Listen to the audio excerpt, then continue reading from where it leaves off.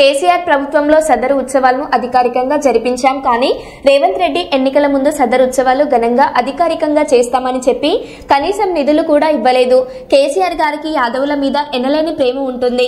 యాదవ సోదరులకు మంత్రి పదవులతో పాటు అనేక గౌరవప్రదమైన పదవులు ఇచ్చిన ఘనత కేసీఆర్ గారిది అని హరీష్ రావు అన్నారు.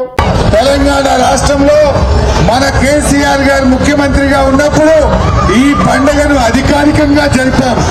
అప్పుడు మా తలసాని శ్రీరణ నాయకత్వంలో ఈ డయాస్లు ప్రభుత్వమే వేసి ఈ దున్నడం తెచ్చిన వారికి 2 పిల్లలను కూడా ప్రభుత్వం తరఫున ఆ రోజు అందించాం. కానీ నేటి ప్రభుత్వం అధికారికంగా జరిపిస్తామని మాటకే పరిమితమైంది తప్ప ఏ ఒక్క చిన్న ఏర్పాటు కూడా చేయలేదు.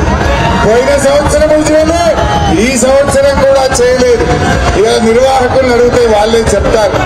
బట్ ఏది ఏమైనా ఈ రోజు కేసీఆర్ గారికి యాదవులంటే ఎంత ప్రేమో ఎంత గౌరవమో మీ అందరికీ తెలియదు కాదు.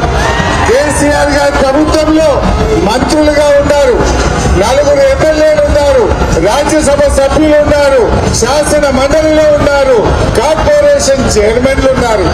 ఇవాళ ఏంటో పరిస్థితి నాకంటే ఎక్కువ మీకే తెలుసు. ముఖ్యంగా యాదవ జాతి గొప్పతనాన్ని అసెంబ్లీలో ఒక ముఖ్యమంత్రిగా కేసీఆర్ గారు ఎంత గొప్పగా చెప్పారో కూడా మీరందరూ కూడా తెలుసు. అంటే గతంలో ఏ సీఎం కూడా యాదవ జాతి పనితనం గురించి, యాదవుల నిజాయితీ గురించి, నిబద్ధత గురించి గొప్పగా శాసనసభలో చెప్పిన నాయకుడు కేసీఆర్ గారు. మరి ఈ సదర్ పండుగ ఎంతో అంగరంగ వైభవంగా నాటి పూర్వీకులు ఇచ్చిన ఈ సాంప్రదాయాన్ని ఈ తరం ముందుకు తీసుకుపోవడం అనేది చాలా సంతోషమైనటువంటి విషయం.